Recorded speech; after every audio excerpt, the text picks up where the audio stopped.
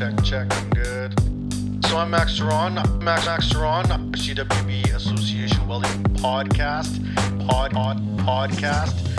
Today we have a really cool guest, Welding podcast. The show is about to begin. Hello and welcome to another edition of the CWB Association podcast. This week we are doing a special run of executive director interviews for Scales Canada competencies. We are having interviews with executive directors across Canada from coast to coast to coast. Today we have Ian Howcroft. Wow, I got it good on the practice, but we're here from Ontario. And how you doing? I'm doing very well. Great to be here at the national competition. Exciting to see all these young people from across the country competing, meeting new people, and having a wonderful experience that will impact and change their lives. Well, you know, it's something that I find that's so wonderful with skills in general, especially the nationals, is that it's the competitors 100%, but the visitors, the staff, the members, the mentors, the NTCs, the PTCs, everyone coming together. How do you walk out of this without being completely invigorated? You can't. You leave with a great sense of purpose and great optimism for the future of the country when you see these young people and what they'll be doing for themselves, for their communities, and for the future economy of the country. Yeah. No. For yourself, how did you get involved with the skills community? Well, I started with a trade association, an advocacy group about 38 years ago, manufacturing group. And I was with that group, Canadian Manufacturers and Exporters, for almost 30 years. Oh, wow. And every year, most years, we did a survey of the members. What are your priority issues? What are the top issues that are concerning you, that you're worried about, that you're dealing with, that you're challenged by?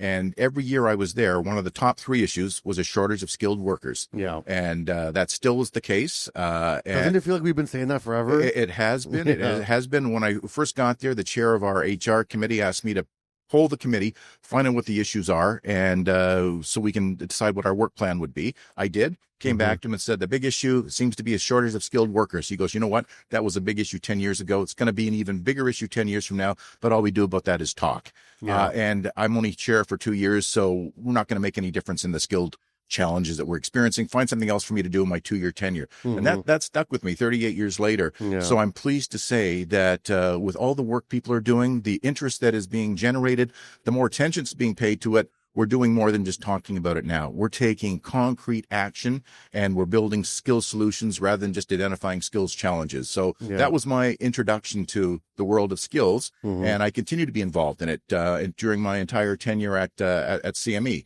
I was the lead on some of the national initiatives we did. I ran it for the Ontario division for CME. I was part of a national organization, so we got together to deal with some of these national issues and public policy issues around what do we do to build a skills culture in the country. We were focusing on manufacturing, but it crossed over all sectors. All sectors, yeah. Now, when you came in, how long have you been ED now with it? I've been at Skills Ontario for just over 7 years now. 7 years. So when you came in, 7 years ago, you had a fairly decent understanding of the trades. You know, as working with CME, I'm sure you got introduced to a variety, if not all. Did you have much of a learning curve transitioning to that, for-profit environment where, it's industry-based to now more of a community-based, not-for-profit sector?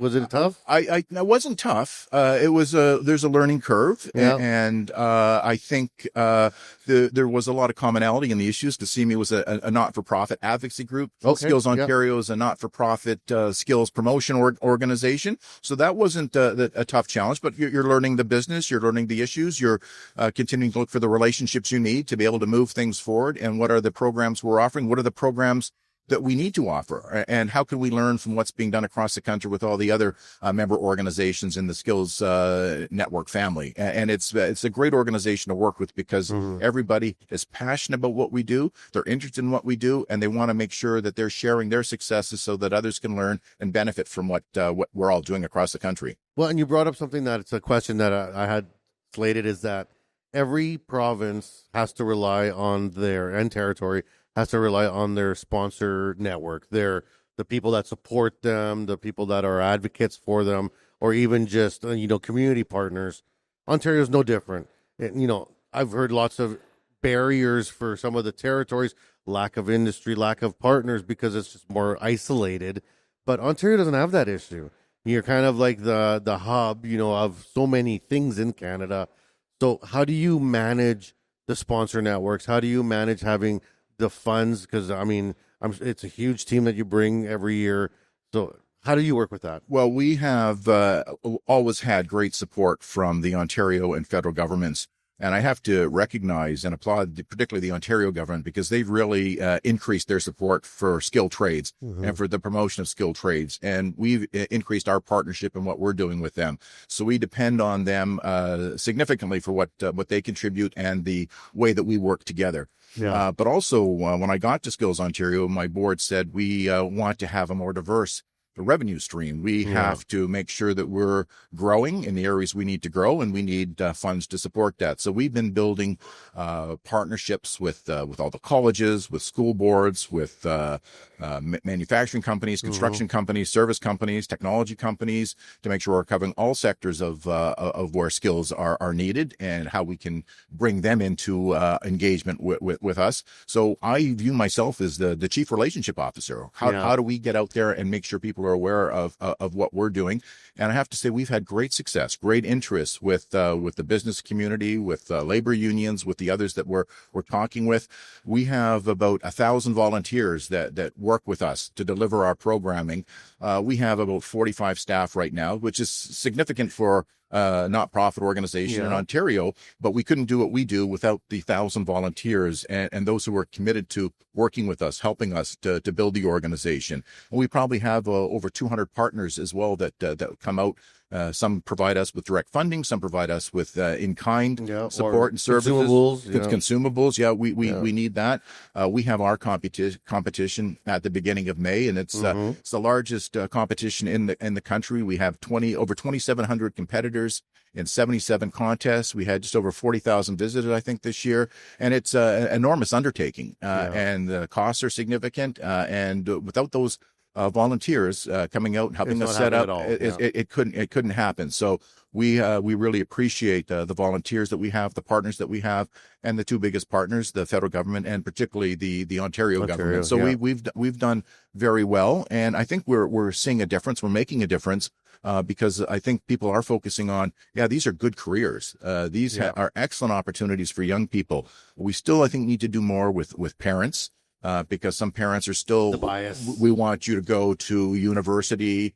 But I think more parents are saying, well, we know people that did go to university and they're still looking for work or a career. And so more parents are saying, hey, maybe we should look at that skilled trade career, that technology career. So I do sense a real change in attitudes, and we're having a lot more interest, and we're seeing a lot more positive results from what we're doing. Like we had record numbers of competitors this year and record numbers last year. So that shows me we are getting into the right mindset of students, of teachers. And this year, this is our third year, I think, of hosting a conference for guidance counselors. That's fantastic. We had 450 guidance counselors come out to have a focused day-long program, which also gave them the opportunity to tour the career fair, to tour the competition site, to look at what we're doing in some of the other conferences. We do a young women's conference. We do an Indigenous FNMI conference. We do one for entrepreneurship. So it's a great opportunity, great experience. And again, to see, like here, all those young people excited and passionate. You can hear me talk about it. You can look at videos, you can look at pictures, but when you come to it, as you see here and as you see at ours and the others across the country, it has that wow factor. It really makes an impact on people who come to it. Because I invited some of my old colleagues from some of the manufacturing members that we had, and they'd come out to it and they said, I have no idea it was so big. I had no idea it was so impressive. How do I hire those young people who they have the skills that I'm looking for? Absolutely. So it's great to get them engaged and get more and more companies involved in developing and working on those skill solutions, rather than just saying, what are we doing? We don't have the skilled workers we need. Yeah. And when you look at the requirements that we're going to need with our skilled workforce going forward, and like this is something we've been talking about for 30 years, and we didn't do much about it till about 10 years ago when we actually got scared, which was probably 50 years too late. Yeah. Like if you start looking at the cycles, not only do we need to bring in the workers, not only do we need to have this, the workforce translate into real labor, we also need to glamorize the trade so that we don't have this problem again. We should have never stopped sending kids to trade school. That should have never been a thing. And we should learn from that mistake because they're so adjacent. There's not a defining line between academia and trades. And that people need to get that out of their heads. Yeah. You can become a welder and a doctor. There is doctorates of welding engineers. Like, I mean, you can pursue one and end up over here and vice versa.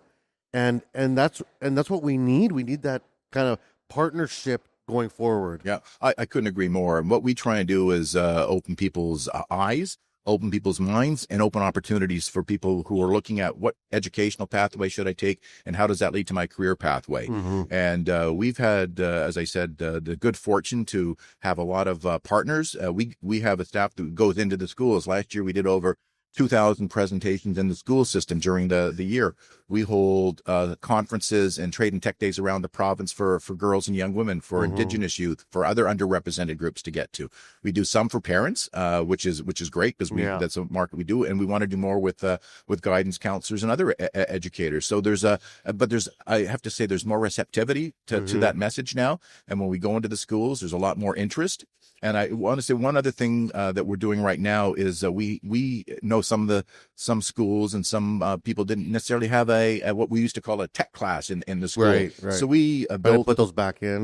They are, but they're expensive and it takes time. So we developed a trade and tech truck. So it's a mobile unit. Nice. So we can take it to the schools so students can see what it's like to drive a crane or a bulldozer or a dump truck. Yeah. We have a welding simulator. We have painting simulators. We have auto stations, hydraulic stations, safety stations.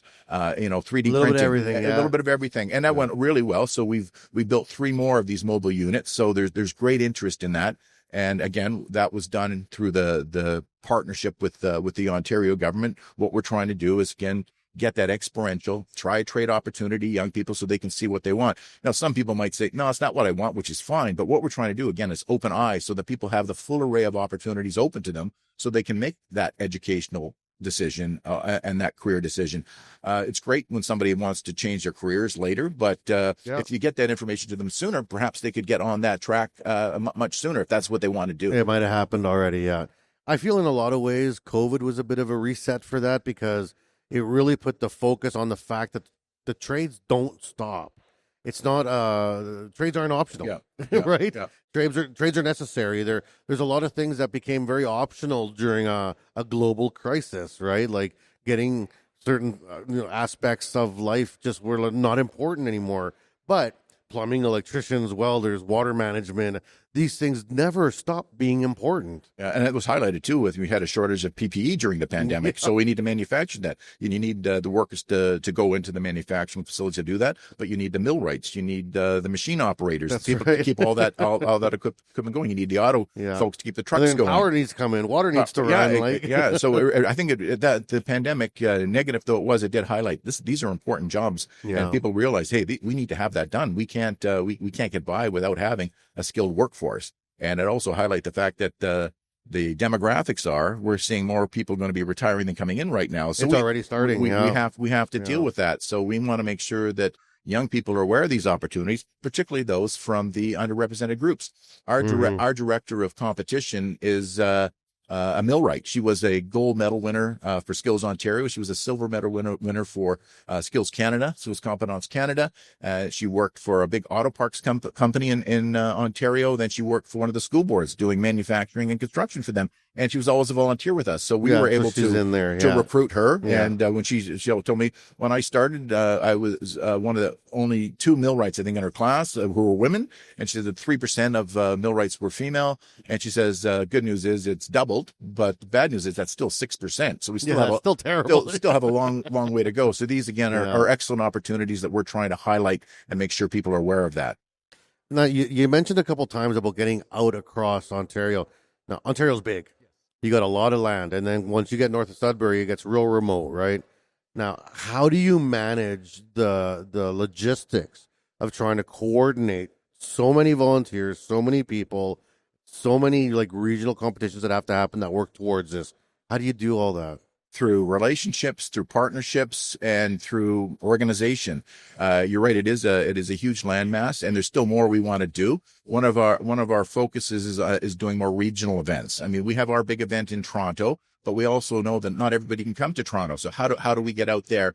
One of the things the pandemic made us pretty proficient at was offering virtual opportunities. That's right. So we had our FNMI conference in Toronto, but we also did a virtual version of that for those that couldn't get here.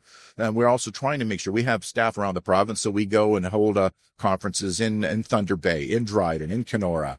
I was talking to someone from Timmins yesterday. They want us to come up to Timmins. We did a very large FNMI Indigenous conference in Sault Ste. Marie a month or two ago. We had 1,300 youth out in person for that. Yeah. That's the largest. We went to a regional in Sault Ste. Marie 2 years ago, and we were amazed at the number of people. Yeah. The interest is there, and the demand is there. And the industry's there. Yeah. There's lots of mines and manufacturing plants in the area. Yeah. And we have great partnership with many of those companies. In Sault Ste. Marie, we did a roundtable with two of our new partners there. We have Algoma and Tenera Steel, and Sioux College is a partner there. So we were talking about, what can we do to better ensure young people have an awareness of the opportunities and how and once they're interested, we also want to make sure, how do we help them along their journey? Yeah. So it's another piece of the puzzle, in terms of getting everyone together, is getting the school boards and the guidance counselors on board. That's been a struggle I've heard in a lot of provinces. We just, like the CWB, we just held a Halton guidance counselor tour there. We also see that as an issue. But I think even further, one step further, and you mentioned it once, was the parents. How do we get the information in front of the parents? How do we start breaking down those biases about these type of opportunities?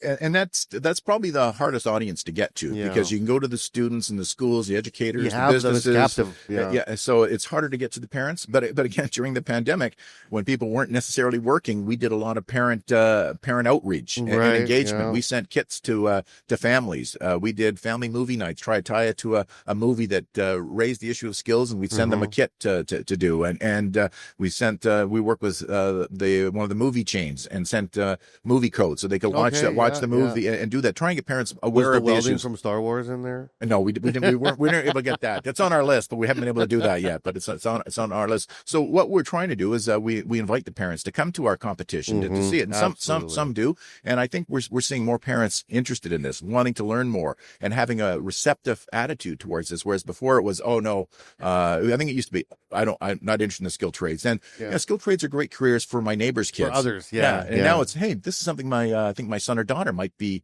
really good at or interested in. So let's help them do that. And as you say, it opens doors. You know, you can become an electrician, become a welder, you can become a chef, and then slide into something but else. Do something else. And that's why we were really pleased to host that entrepreneurship one, because some of people want to start in this, but they want to start their own business and hire others and help others. And we have one of our board members. She came from Iraq as a teenager, didn't speak English, and the teacher said, hey, there's a hairstyling competition. And she said, who wants to do that? And she put her hand up. So she went, introduced her to that. She went through, became an apprentice, became a hairstylist, has her own hairstyling business now, and employs apprentices. Life is peachy. And it just changed her lives. And that's what we like to say. We say we promote skilled trades and technology careers to young people, but we changed our strategic plan to fashion a little differently. Say we're changing lives and inspiring leaders through skilled trades and technologies. And that's what makes me really pleased when you see what someone's done with their life through the skilled trades, through their exposure and engagement with Skills Competence Canada or Skills Ontario or one of the other member organizations across the country. It's just a great feeling and a great opportunity to continue to promote. I was looking at some memes on Instagram the other day because I saw a little bit of brain rot, and there's been this message that's been rolling around with Gen Alpha and Gen Z. We'll never buy a house. We'll never be able to own a car. We'll be in debt from birth to death. There's this kind of messaging that's going around about how the youth won't be able to afford in the future. And I mean, I don't love the cost of living increases. I don't love how expensive things are and how hard things are for our youth. I think that we did a poor job of setting them up, really. But on the other end of that, one of the memes I saw was these kids, like there's a cartoon on the left. These kids are like, they look like youngsters, and they're saying, my future is going to be terrible. I can never buy a house. And on the right, there's a kid wearing a welding helmet and said, I'll be fine. And I thought about that. And it's like these, we got 500 competitors in this room.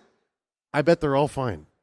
You know what I mean? Yeah. And they will be able to do the things they want to do. And yes, maybe it'll be more expensive. And yes, maybe the days of RSPs are gone, and that the bubble of the 80s that was kind of maybe a fantasy that we lived in. Yeah. But they'll be fine. They'll be fine. Yeah. And I think that's the message we want to get out there, that you'll be fine, or you'll have a best chance of being fine if you have a skilled education, if you have a job that you can get into, a career that you can find and that you enjoy, that gives you that security. Many of them, in the construction trades, some of the manufacturing, you have a pension, you have a good income, benefits. There's always going to be challenges. We'll have to deal with that, but you're better placed to deal with those challenges if you're a skilled worker. That's right. If you've got that competencies that can be marketable and can help you move forward, no matter what's happening. Because there's always going to be challenges, always going to be issues. I've gone through 3 global recessions now in my career as a welder. I never lost my job. And I say that to people. It's like it's not a thing that happened in my world. I mean, the plant still had to run regardless, you know what I mean? And I think that's maybe starting to hit home more now. Yeah. Right? Yeah. And especially as the boomers are going out, and my parents just retired and they felt like their whole life was a lie. Put your money into RSPs, put your money into GICs, invest every penny, because you're going to have this fantastic retirement. And then they retire and nothing's worth anything that it was supposed to be worth. And it's like, what? That wasn't the right message that we were pushing. Yeah. But I think the right message always means find a career that you can enjoy, and find a career that's going to be marketable and will help you move forward and give security to yourself, to your family, to your community, and help move things forward. Keep the chain going. It's and what's here.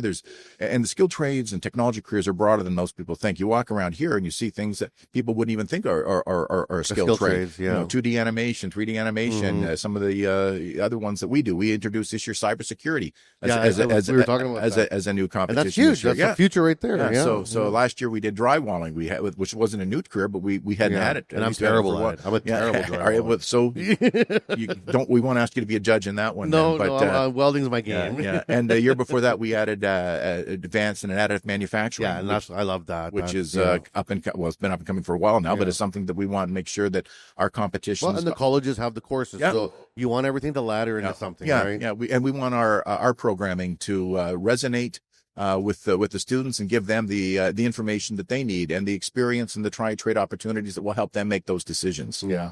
Now, let's talk about this event here in Regina. How many did you bring in? What was your team total?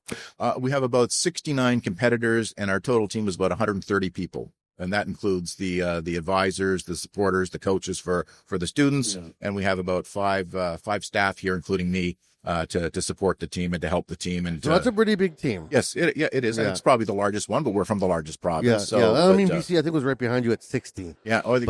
They had a big team, bigger than normal, about 10 more than they normally bring. But it's great to see. You look at the Nunavut who has before in the past. I remember a decade ago, one person would come, and now they got 14.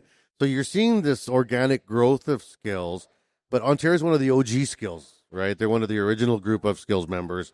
Do you feel that there's still more room to grow? Are you hoping for bigger teams? Are you hoping for more trades involvement? I think there's still great opportunities to grow our programming and to keep it fresh. As I said, so it resonates with the audience, our audiences, because we want parents, they want them to see it. We want to work with the educators. So we're always saying, what should we add? AI is a big thing that's going to have a huge impact on everything. So what do we need to do about that? So we have to work with the school boards as to what are the competitions you think we need to do. We try and tie everything we do to the curriculum for the students to make it as it all ladders together. So it all ladders together, as you say. So I think there's lots of opportunity. We're making efforts in making sure that we are as inclusive as we can be. I have to proudly say that our organization won a diversity award last night in Toronto. Wonderful. So we're really pleased with that programming that we're offering, because there's underrepresented groups. So let's build the pool of potential workers. Yeah, we need we do. So let's make it easier for people to get the information they need, to get the assistance that we need, and what we want to do. And you look around at how many volunteers are here and across the country, and people are only too happy to help, to share their experience, to share how they were successful, to share how they got over the challenges they were dealing with. We try and connect mentors and bring mentors in so people can see, hey, that person did it, I can do it, and talk to people, reach out. Start with Skills Ontario, start with our website, but make some connections. Reach out. People are only too happy to help. And they say, what if you talk to someone who's not happy? Well, then helpful. Well, move on to the next person. So that's good. You found out that person wasn't someone you can help, but most people are only too happy to try and help young people find themselves, find their career, and move forward. Now, every province has their local industry, things that they do best within their province. You know, obvious ones like Alberta, oil and gas, Saskatchewan, ag, you know, BC and their Maritimes, shipbuilding. Now, what would you say would be Ontario's strong points in terms of their industry and how it relates to skills? Well, Ontario is known for big manufacturing. It's the manufacturing cluster for the country. It's across the country as well, a national organization. I know it was in every province and territory, but Ontario has the largest, densest manufacturing population. Construction is huge as well. Infrastructure is huge there. The service sector. You know, we have a huge demand for the service sector, and it's growing. Technology is a huge area as well, and even manufacturing is so large it's broken down. You have the auto sector, motive power, and you have the other manufacturing aspects of it. So that's what we're known for. We have mining though in the north, and there's a new focus on the Ring of Fire. How do we mine that, and how do we process that, and how do we deal with the upcoming economy and those upcoming opportunities that we have? So as I said, we have 77 contests, and we try and add 1 or 2 each year, and to give everybody a sense as to what a skilled trade career could be, what a technology career could be. So it's something that's a journey for us to make sure that our programming is fresh and gets the message out, provides the assistance route for people to follow if they're interested in that. Yeah. And now and I'm back to the competition here with 69 competitors. 60. Oh, sorry, 60 competitors. And 130 in total, you said? Yes, yeah. Now, with that many people here, how do you keep them all pumped? Some of them have maybe never left the province. Some maybe have never flown. You know, you got a whole different variety of people at different levels. And there's anxiety, there's nervousness, how do you pull that all together, and how do you keep everyone focused? Well, the staff we have are really great at supporting, encouraging, and providing assistance to them. We have the 60 other people on our team that are there to coach and provide that assistance. We want to make sure that people are aware of what they should expect. Our competitions team has been great on that. If you've gone through our competition, it's similar to this one, so you're prepared for it. But you're right, it's a life-changing opportunity and experience for many people. I talked to one person, I think it was in Vancouver. I said, "This is your first time in Vancouver?" And he said, "This is my first time on an airplane." And the person went on to win a gold medal and moved on to, I think, World Skills. And it's amazing. It is great. So what we want to do is make sure people feel comfortable and they have the support necessary to do as well as they can do. If you've made it to Skills Compétences Canada competition, you're already a winner. You've already excelled in the and you territory. Put your neck out there, which is very hard to do. Yeah. So what we but it is nerve wracking. It is as you say, it's first time someone's been away from home, perhaps. So but they have a team here. They have a support system here. And that's what I like about the Skills Compétences Canada competition. It's Team Ontario, it's Team Manitoba, it's Team Saskatchewan, Team Nunavut. And they're supporting each other. They're helping each other. I love seeing those relationships build. And some will be lifelong relationships that you have. You meet here for a life-changing experience, and you meet people that will connect you'll be in with your you. cell phone for the rest of your life. So we do try and do all we can do to help support our team when we're here. And just some of them are just living on excitement and energy right now as well. So it's great. Now, what about the first thoughts of Regina? You know, I don't know if you've ever been to Regina. I've been here but before. You know, I'm sure most of the people that you've brought haven't been. What are your first thoughts of our city here? Well, it's a wonderful city. I've been really impressed with it. The people have been great, friendly, helpful. But what I was most impressed with was the facilities you have here. I'm from Hamilton.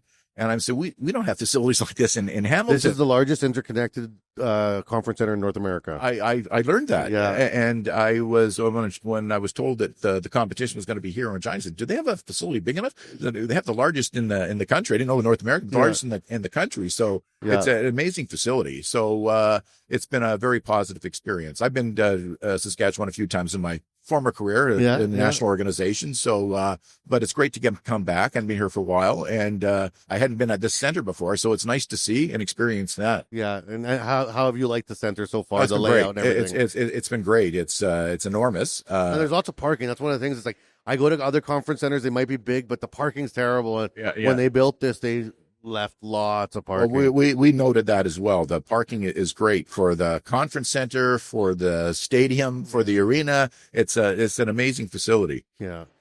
So now coming towards the end of the interview, a couple questions just to wrap it up. As a spectator now, put on your spectator lens. You're walking through. You've been through, I'm sure, all the buildings and checked it all out. What are your top 3 that you like to sit and watch? Which 3 trades or competitions do you like to watch? Well, that's an unfair question because I like them all, and I don't want to show favoritism. But you got hobbies. But no, I think the ones that I really like to watch are some of the culinary ones because you watch something being created, and everybody loves food, particularly me. So that's one I like to watch. That's one of our most popular ones.